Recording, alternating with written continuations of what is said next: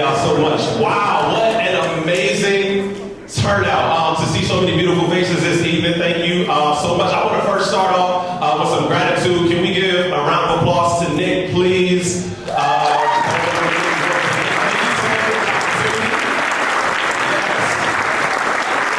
out to Nick doing an amazing job in bringing all of these students and staff and people of all of you all together, essentially. Also, I want to give a special shout out to Miss Snyder over here, because without her, I would never even be here. So can we give her a round of applause as well, too, please?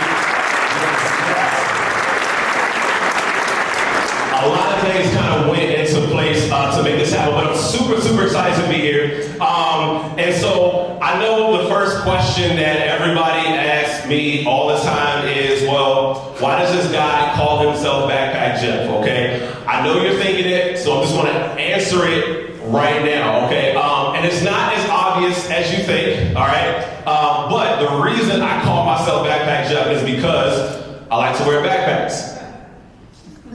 Okay, tough crowd this evening. Okay, we're gonna get there. Nah, it's all good. We're gonna get there. I got you. We're gonna get there. No. I wear backpacks because when I do this, I'm nervous. And I know it don't seem like that, but I'm really nervous. Anytime that I do this, I'm always nervous talking in front of people. Oh my gosh, are they gonna listen? Are they gonna get anything? But so I wear them, and so in my backpack, I usually keep pictures of the things that I love, people that I care about, books that I've read and stuff like that. So when it's me up here on stage, it's not just me, it's me along with everybody in my bag who also has my back, okay? So that's one of the reasons why I call myself Backpack Jeff.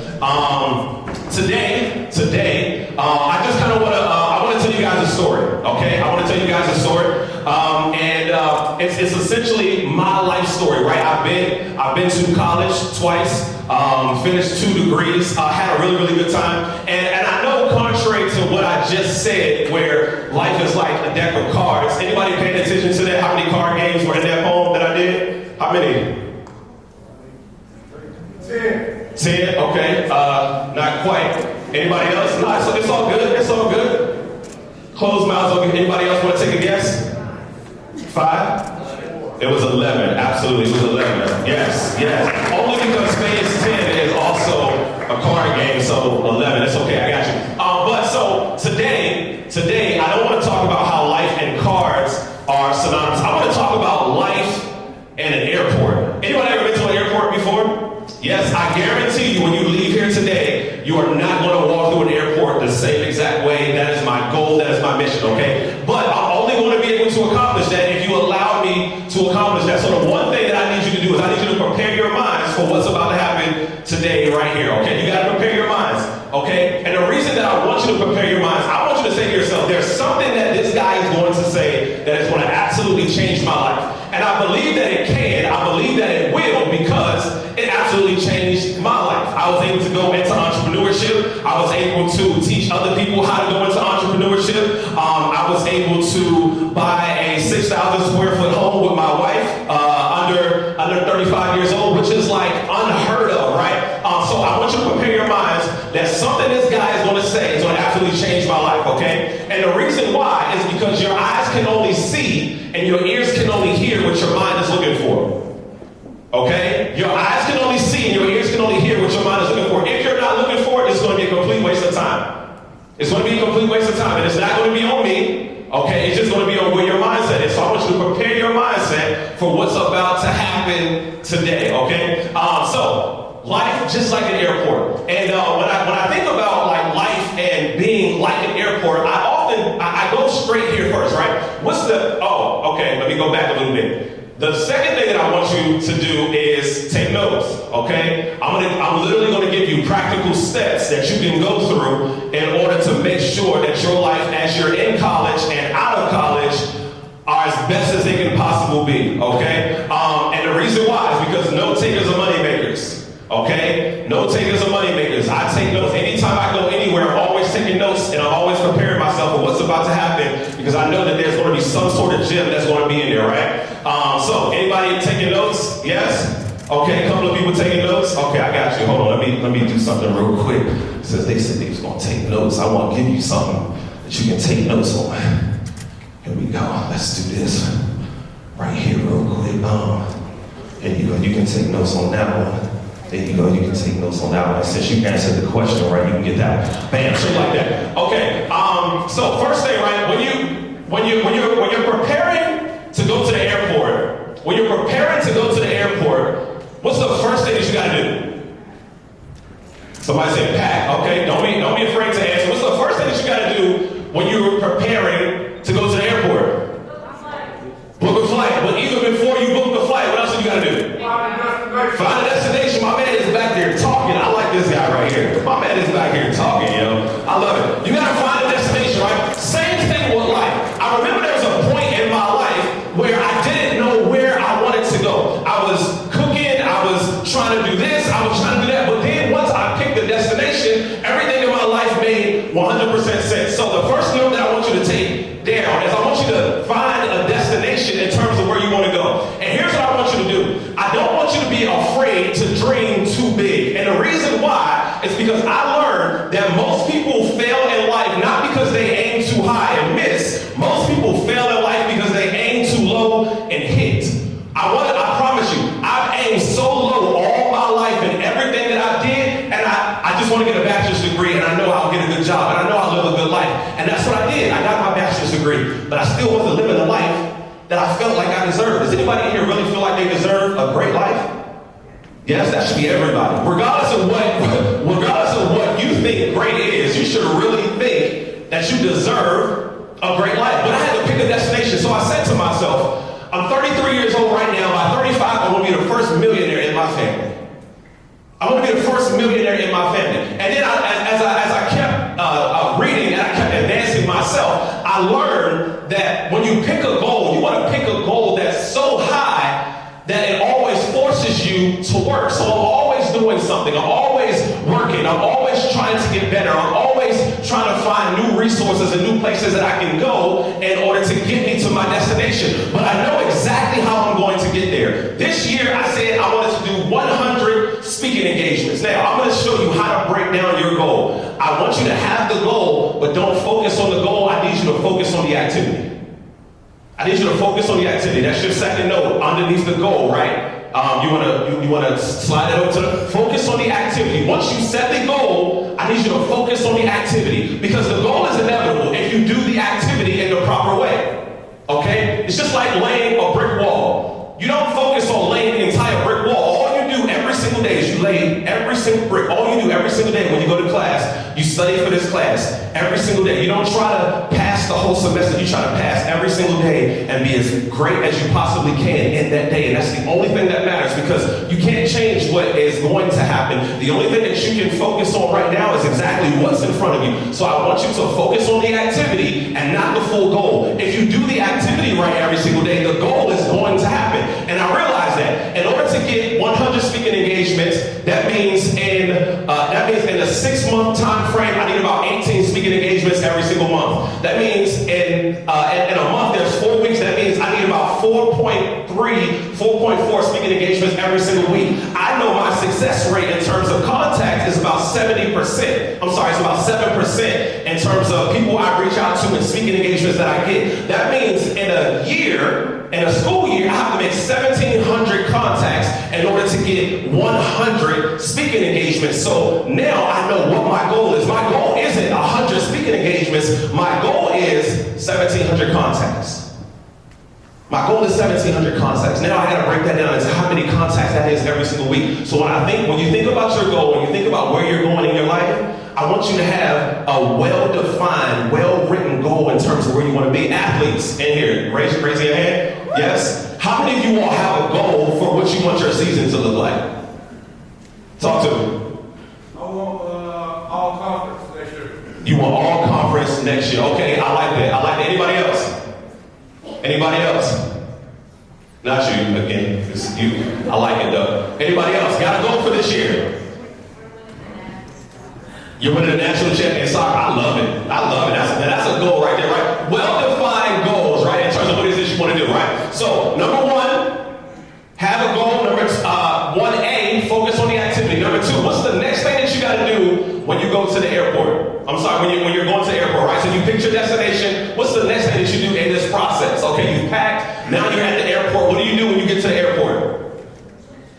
You got to check in, right? I want you to write this one down. This one is probably the most difficult one and the most important one. I need you to check in. I need you to check in. I need you to check in with yourself. Is what I need you to do. I need you to check in with yourself, because if you don't check in with yourself, the body is only going to do what the mind tells it to do. And the hardest battle that you'll ever have to fight in this life is not society, is not any person, it's not anything. It is literally the thing that you lay down with every single day. One thing I can't stand is a negative person. Oh my goodness, I can't stand a negative person, y'all. I have one of those people in my life. Okay, everything I tell them, they always tell me the worst possible outcome that could possibly happen. I promise you.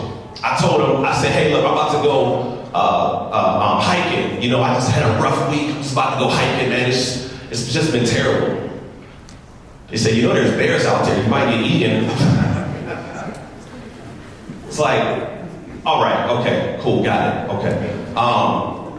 I told them, I'm going into D.C., I got a show, I got to perform tonight. Why are you going to D.C.? You know you're not going to find parking. Jeez, everything's just negative, just bad, right? I leave my Easy Pass in my car.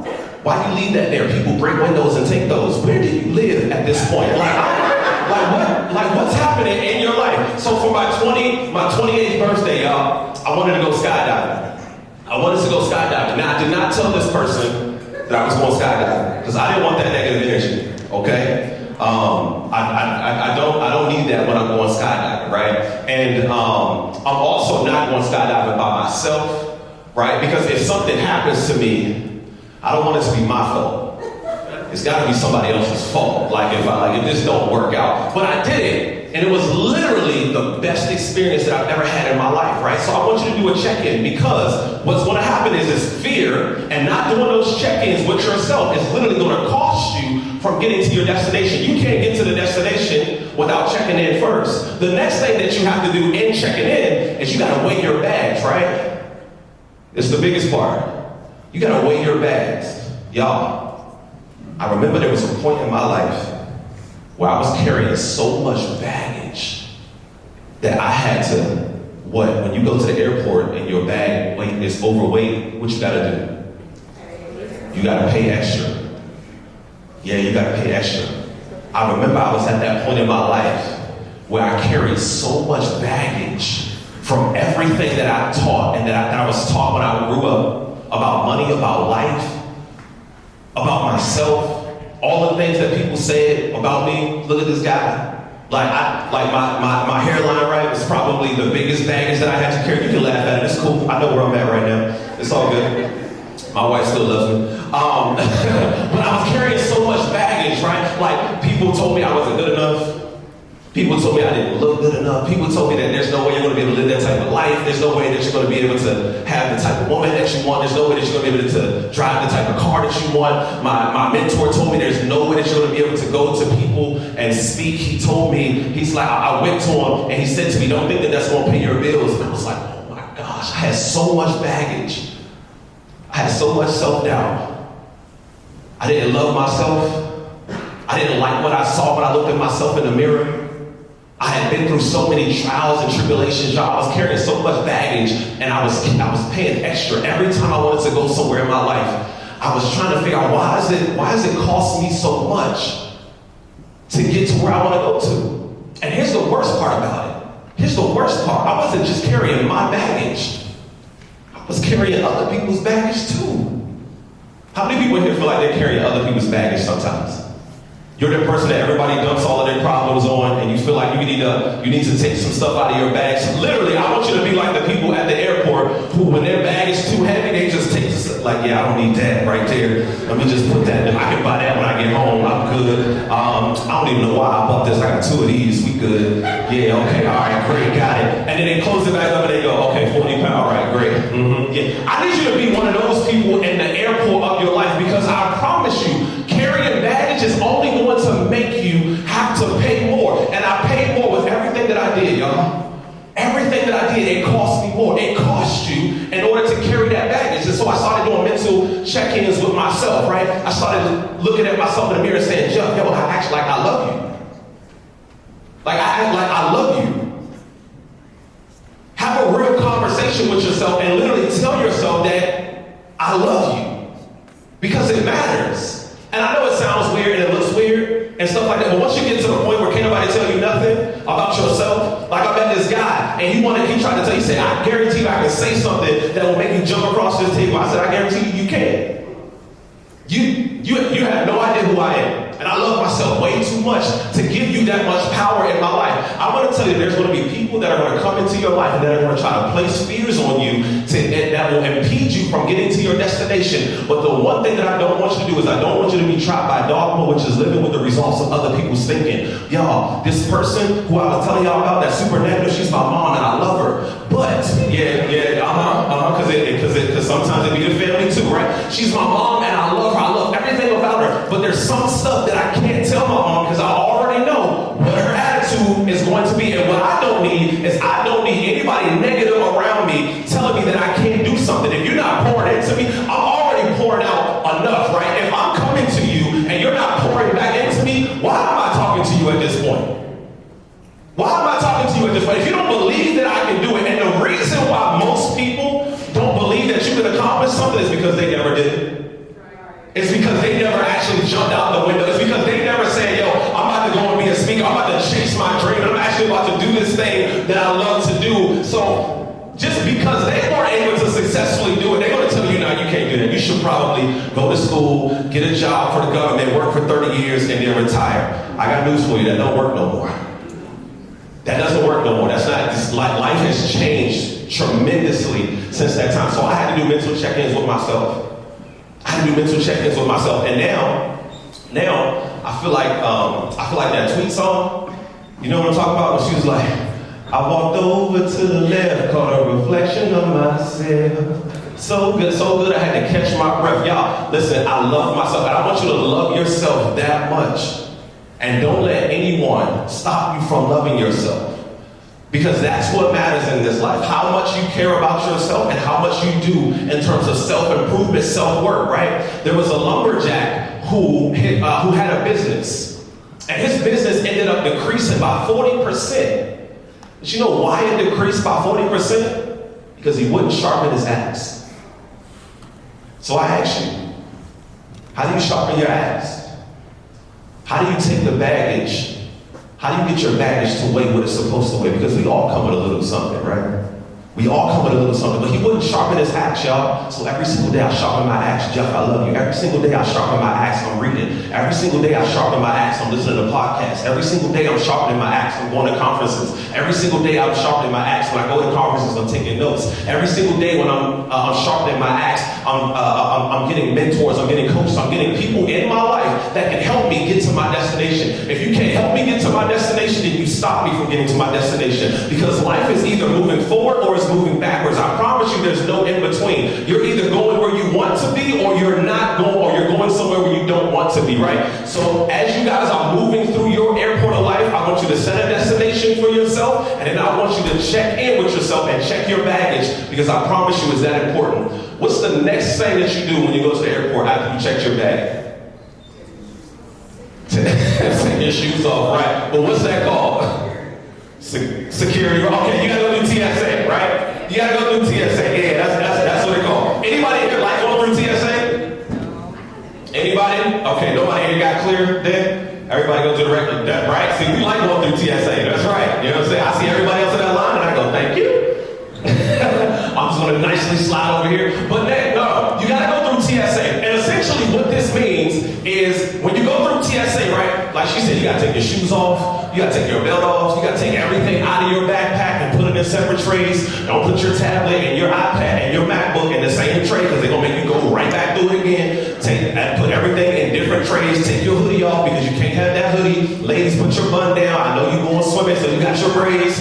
Put it all in, right? They want, and essentially, they stripping you bare down. And that's the same way with life. Before you get to the other side, life is literally going to strip you down to almost nothing so that you can get to the other side. And I remember there was a time in my life where life stripped me down in order for me to get to the other side. Y'all, on June 4th, 2014, I lost my house and my job the same exact day.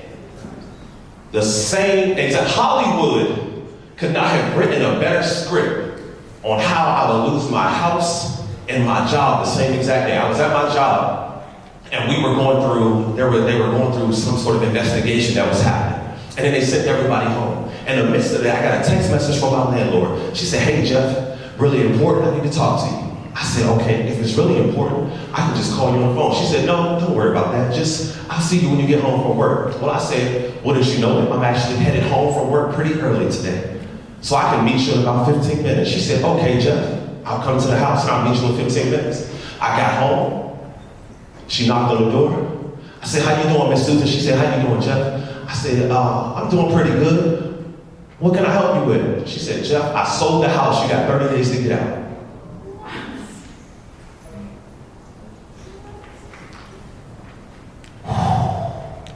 Now, I promise you, this was the lowest point of my life. I've never felt lower than this point in my life. I'm in Pennsylvania, where I know nobody. I know nobody. It's me and my dog. That's all I got. And I lost my house and my job, and all I can do was cry. All I could do was cry at that point in my life. I had nothing. I didn't have any money. I was like 23, 24 years old. Didn't have any money, didn't have any job, didn't have anywhere to go, didn't have any family, didn't have any friends. I moved to this part of Uniontown because that's where my daughter and her mom was. We didn't have a great relationship at that time, so I knew I couldn't call and count on her. I literally had nothing, had nobody, y'all. TSA literally stripped me down to nothing. To nothing. But I called my cousin, and my cousin is very musically inclined. And so I asked him, I said, "Hey, look, man, I'm down really bad right now. I need a song that can help me get through what it is that I'm going through." So he sends me this song, and in the beginning of this song, it's called "Live Through It" by James Fortune. And in the beginning of this song, it says, "In this life, you will have trouble. You can't avoid it. You can't get around it, but you can live through it." I literally want to tell every single last one of y'all that in this life, you are promised trouble. Nobody's life is going to come here and be perfect and everything is going to work out the way that you think that it's supposed to work out. You are literally going to have trouble. As athletes, you are literally going to have trouble in every single game. You can't avoid it. You can't get around it. Mistakes are going to happen. You can't avoid it. You can't get around it. Somebody's going to do something that they probably shouldn't have done. You can't avoid it. You can't get around it, but you can live through it. And I felt like that song literally gave me permission to live through what I was going through. And then at the end of that song, it says something else that was so profound, and it said, "I may have problems, but my problems don't have me." Y'all, I had big time problems. I had student loan debt. I had child support. I had rent. I had no place to live. I had no way that I was going to pay for it. I knew that eventually things were going to happen for me. And then in 11 days, I found a new job where I more than doubled my income. I found a new job where I more than doubled my income. I found a house the same exact size for less money than I was paying. And at that moment, I said to myself, I knew that I can get through anything. And the reason that I knew I can get through it, and the reason that I knew it was purposeful, because has anybody, and think about this, would you go see a movie where everything worked out? Would you go see a movie where the guy, he goes to college, okay, he made straight A's the whole entire time. He meets the love of his life. They ended up getting married. They had 2 kids, 1 boy, 1 girl. They had 2 dogs, 1 boy, 1 girl. The dogs had great puppies. He was the CEO of a Fortune 500 company. She was also a lawyer, and then she worked whenever she wanted to. They got older. They had no health issues. Nothing ever happened in their life. They became grandparents at 60 years old. Their kids had amazing kids. Everything worked out, and then they passed away in their sleep, both together holding hands. That sounds great. That sounds great, but I would never watch that movie. I would never watch that movie because the conflict, the stuff is what makes the movie exciting. The stuff that happens in your life is what makes your life exciting. If you just look at it, if you check your bag properly, you'll notice that the stuff that happens in your life is supposed to happen. It's what makes your movie exciting. It's what has allowed me to get on stages and talk and tell people what my story is. We all have a story in our lives that deserves to be told. Whether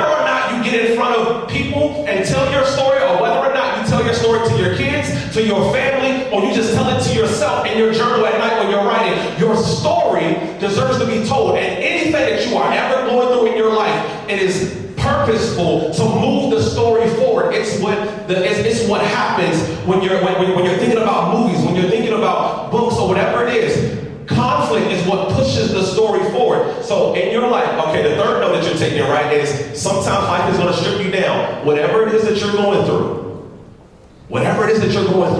life will strip you down. Y'all, when I was in college, man, I had a great relationship with financial aid. I'm not gonna say raise your hands, but I know there might be some people here that have like I knew financial aid so well that they knew my daughter's name. I knew financial aid so well that when I walked in and said, "Hey Jeff, how you doing? Hey Sanaya, how you doing?" She's right. That's how well I knew financial aid, y'all. But it was purposeful. It was for me to get to the other side. There's nothing in this life that you're going to go through that isn't going to test you, that isn't going to challenge you, okay? And if you're thinking about doing something, when you're setting that destination, if it doesn't absolutely scare the mess out of you, it's probably not worth doing. It's probably not worth doing. You need to go back to the drawing board. You need to dream a little bit bigger. You need to set a goal that's a little bit higher. Because if it's that easy, that's not what your purpose is.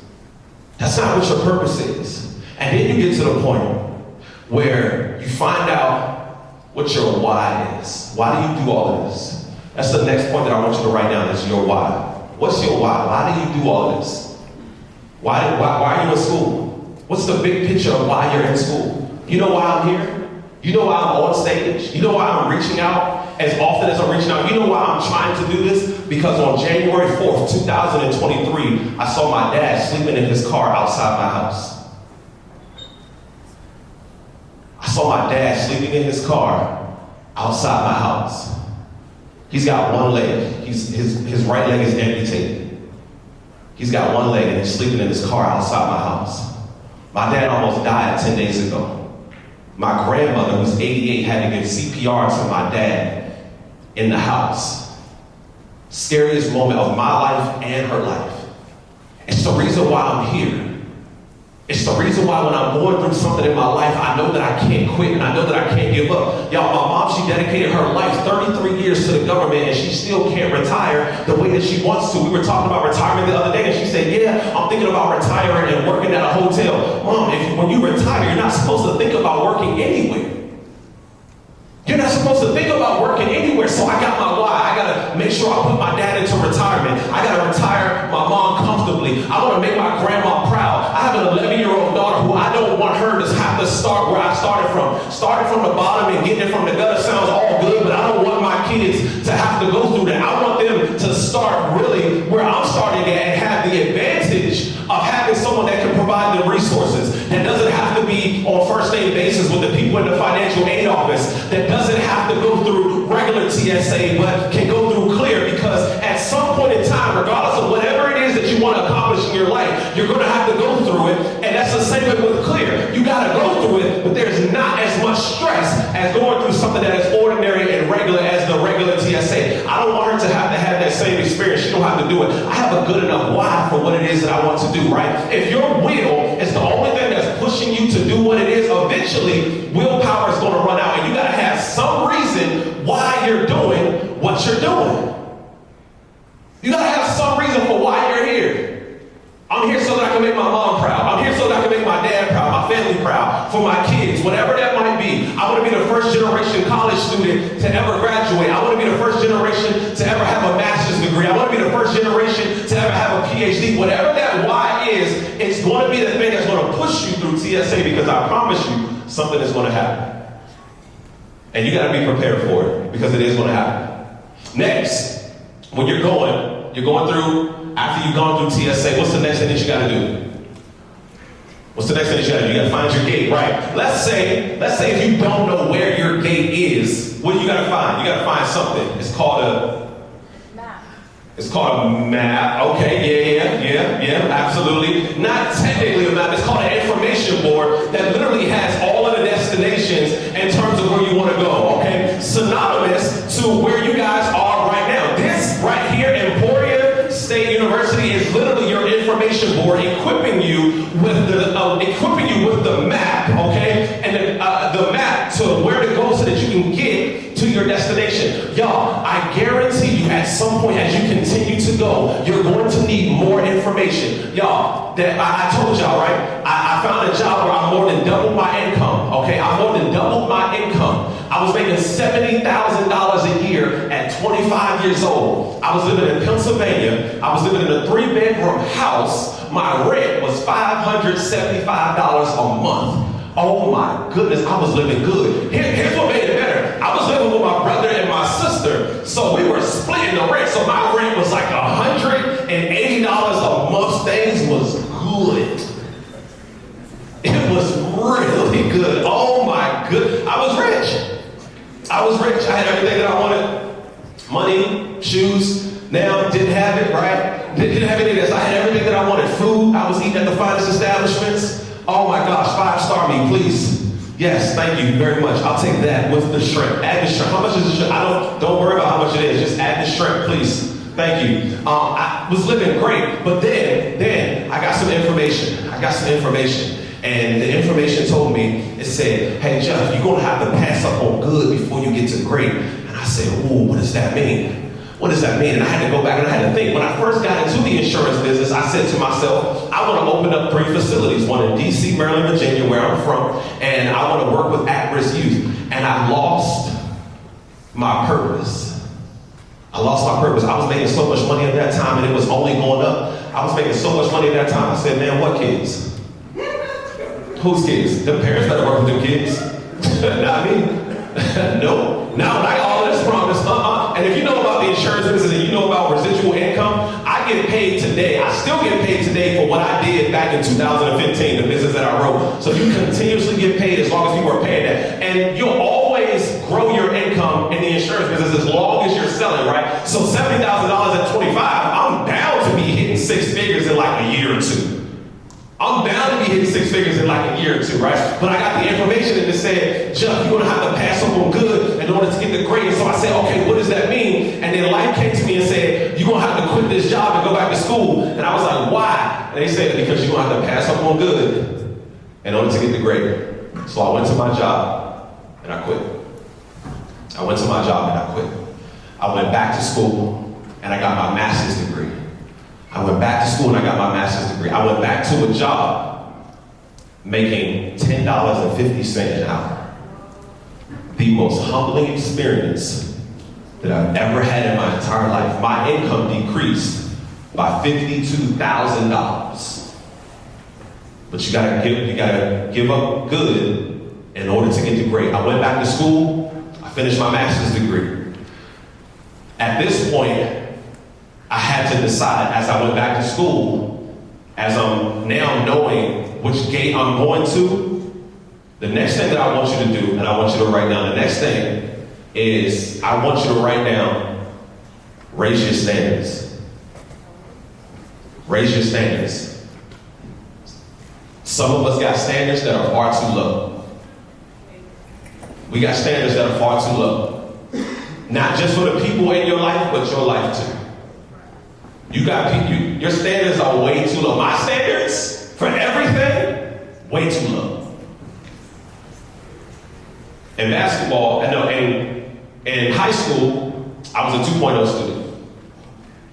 So naturally, in college, I was a 2.0 student. I had really low standards.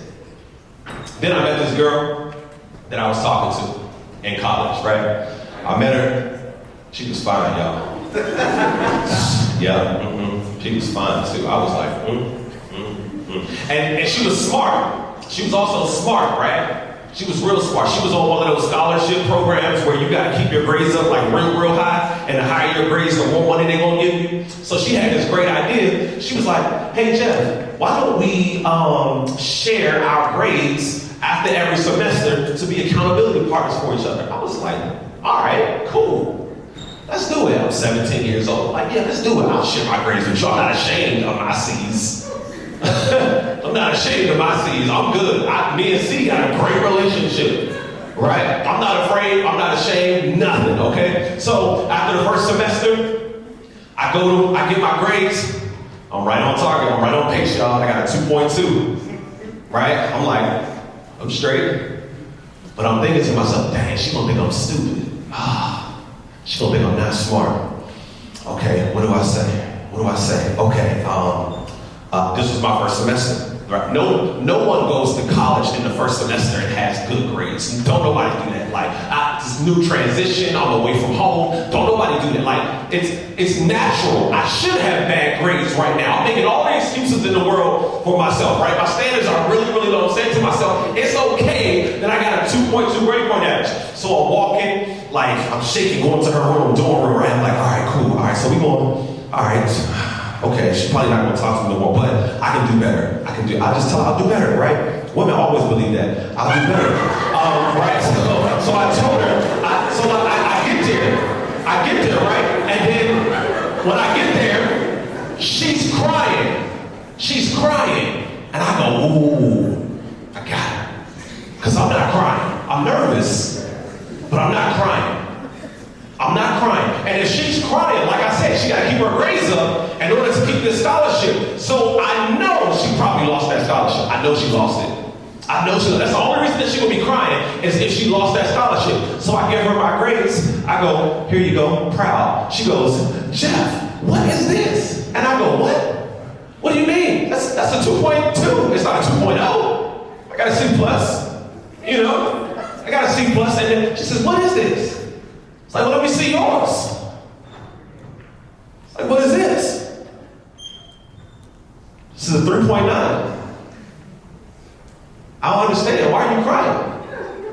I can at least give you a C to help you cry a little bit more. I didn't understand why she was crying. She had a 3.9. She had all A's and an A minus. I don't understand it. She said, because I deserved a 4.0.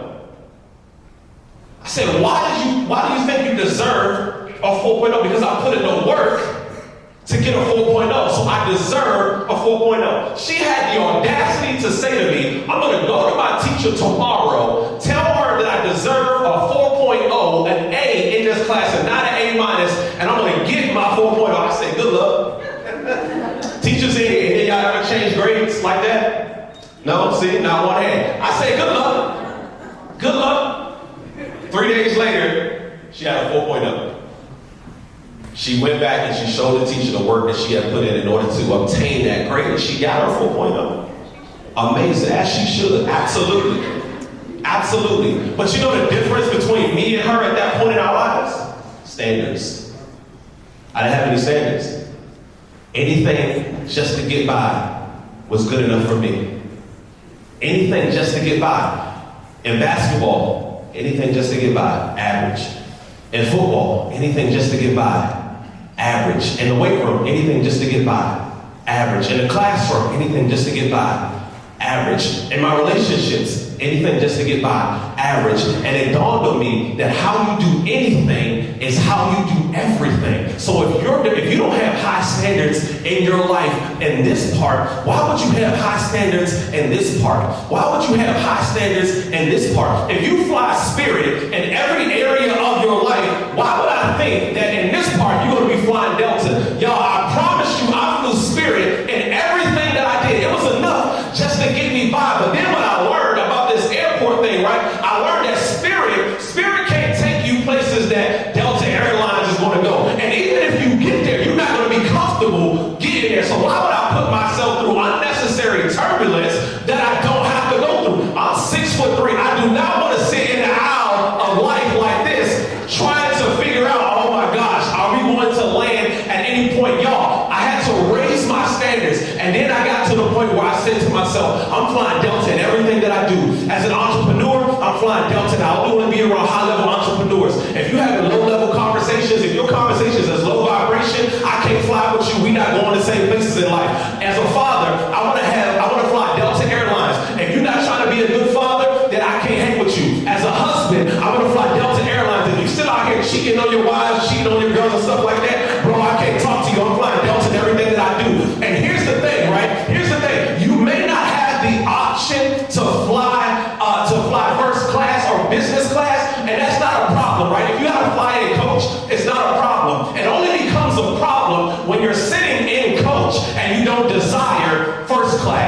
don't desire business class. You don't desire to raise your standards, y'all. And I was at a point in my life where I had to sit and coach, but I had a little bit of money, right? So I didn't have like business class and first class, but I did have I can choose my seat money.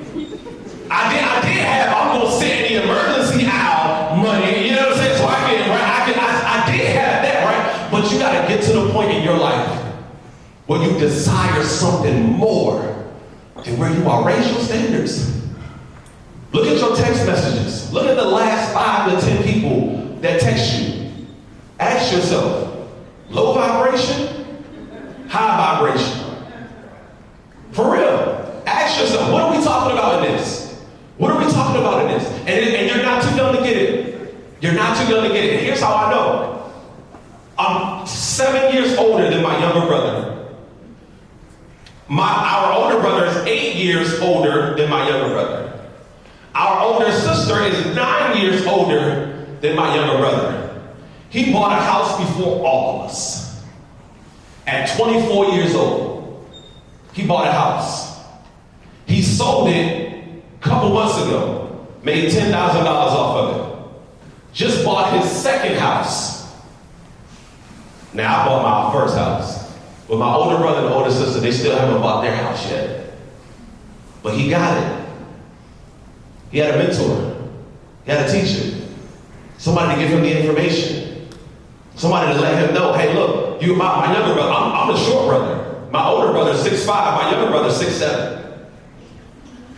My younger brother, 6'7", phenomenal athlete. He came, lived with me, he's training towards ACL. TSA, gotta go through something in life. It's not gonna be easy. It's not just gonna be given to you. You gotta go through something. You gotta go through something. He went through it, and then he said to himself, no, I don't wanna do this no more. I don't wanna play basketball no more. Don't wanna play basketball no more. I wanna get into real estate. Got into real estate. Buying houses, buying properties. 27 years old now. Not one worry in the world. Not one worry in the world. Because he understood what I'm telling you guys today. I went to like I told y'all, I went to my coach.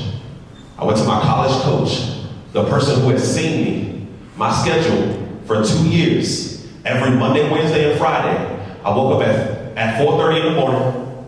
I walked 3 miles to work. I worked for 8 hours at Bob Evans behind the grill cooking. I walked 3 miles home. I went to class for an hour. Then I went to football practice for 3 hours. I went to my second job for 2.5 hours and my third job for 2.5 hours every single day, Monday, Wednesday, and Friday for 2 years. For 2 years. My coach saw me do this for 2 years. So I went to him and I said, Coach, I want to do this speaking thing, man. I know I can do it. And he told me, don't think that's going to pay your bills. Now, someone who has seen me do what it takes in order to get where I want, I felt like you should have believed in me. I felt like you should have had a little bit more courage, right? I felt like you should have been that person who's poured into my airplane to help me fly. But the only problem with him was, see, airplanes and jets, they don't run on car fuel, and all he had was car fuel, right? Because he had never done anything outside of his comfort zone, and he couldn't relate to me and where I was going. I don't run on car fuel, y'all. I run on jet fuel, and I promise where I'm going in my life, the next thing for me is rocket fuel. So if you're not trying to go and do things out of this world that you never would have thought and never would have imagined, I can't have conversations with you because my standards are too high. And it's not about how much money you make, but it's about where you are here and where you are here. I want to tell each and every one of you in your life, I want you to set a goal, and anything less than that goal is unacceptable because you deserve it. You deserve it. You deserve it. I'll give you a shorter analogy. If life is like a book, your success and your abundance is probably on like chapter 30. But the problem that I see with a lot of people, because they come to me and they say, Jeff, help me with my life. I have no idea where I'm at. I'm lost right now. They graduate college. If they're older, 40, 50 years old, I have them all in my coaching group every single week. They say, Jeff, I need you to help me with my life. I don't know where I'm going. Your success is on chapter 30. But what I realize about a lot of people is they read a chapter and then they go back and they read that chapter again. I'm like, if you've already been through that trauma, why would you put yourself through that trauma again and go back and read that chapter? If you've already gotten the lesson from that thing, you're never going to get to chapter 30 if you keep reading chapters 1 through 4. You're never going to get there. Each and every one of you, you deserve what you desire in this life, and you're going to have everything that you desire in this life. I want to share one last poem with you all before I close it out. Well, actually, I'm not going to do that. Actually, I'm not going to do that. What I like to do at the end is I like to open it up for a Q&A. So what I tell people is my life is an open book. My life is an open book. There's nothing about my life that is remotely off the table. In fact, I'm writing my book right now. I'm writing my whole entire life in my book right now. So if you guys have questions, and I encourage people, closed mouths don't get fed, right? So if you have a question, if you're dealing with something, if you want some advice on something, I'm here for that. And that's the reason that I'm here for you guys today. If you have any questions, I want you to raise your hand. Anybody have any questions? Anything? Thoughts, feelings? Yes, talk to me. What got you into poetry? What got me into poetry? I wanted a way that I can speak to people that would be creative. That's just not me rambling off about a whole bunch of stuff that I knew that could actually connect with people. And I didn't want to rap because I think with rap you're confined to certain cadences and to bars and stuff like that. But with poetry you have far more freedom of expression. So that's what got me into it. Anybody else? Yes. So after you do this, when you go to life, what's next? What's next for me now, or what was next for me then? What's next for you now? Millionaire. Millionaire, absolutely. Millionaire, 100%. I know exactly how I want to do it. I know exactly when I'm going to do it, and I know exactly what it's going to take. Millionaire for sure. 35. My birthday is September the 14th. I'll be 34. The year that I turned 35 in 2024, that year, 35 into 36, I'll make $1 million. $83,333.33 every single month. Absolutely. Anybody else? Yes. What's the biggest investment you had when you made yourself? The investment in my mind. You can take away all of the physical stuff from me, but this right here, you can't take. People literally pay me today. I have a group of entrepreneurs, and they pay me today for stuff that they should have learned when they were in high school, when they were in college, and that they could learn on their own. But because I have the information and because I have the resources, people will literally pay you for how valuable you are. You get paid based on the value that you bring.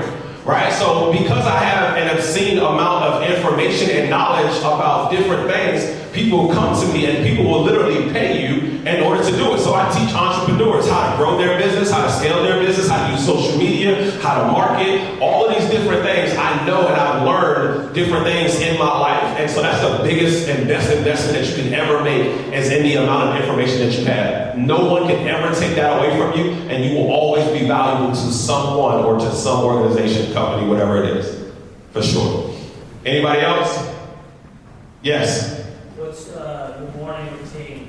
What's my morning routine? So I wake up at 4:30. I go to the gym. I'm usually in the gym by like 5 o'clock. I'm usually finished the gym by like 6:15, 6:30, something like that. I gotta take a protein shake. I gotta take my vitamins. I gotta stretch and do like my yoga. I read my chapter for the day because we have to do that with my group. I read my chapter and then I do about 30 minutes on Duolingo because I'm trying to learn Spanish because that's an added tool, right? I gotta do my 30 minutes on Duolingo, y'all. I'm on there. Y'all can find me, okay? I'll celebrate your day streaks. I think I'm on like a 284-day streak on Duolingo, right? I'm in there. I promise you. Yeah, appreciate it.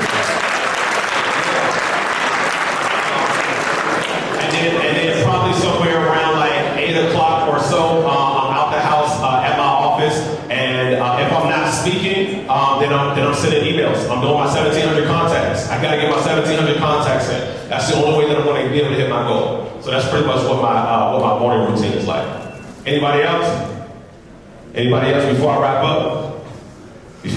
Yes. I want to know what program you read in college. What program? Yeah, I have two questions, and the next one will be based on the answer you gave. Okay, so what did I study in college? Yeah. My bachelor's is in psychology, my master's is in conflict resolution. Oh, okay. Because I wanted to know if how you transitioned from what you were doing in college to what you are doing right now, how difficult it was for you and how you had to overcome all those.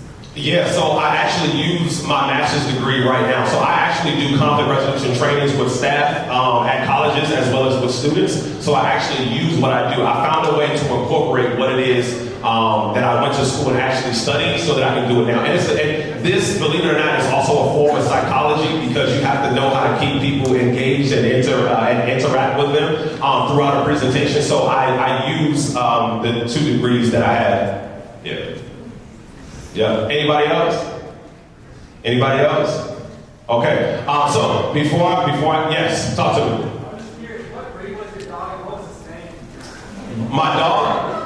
If you and no one else, if you can tell me where I got this name from, I'll give you this last journal. Her name was Sarabi. Somebody help him out? Who said it? Lion King? Right, yeah. It was Simba's mother's name on Lion King. Yeah.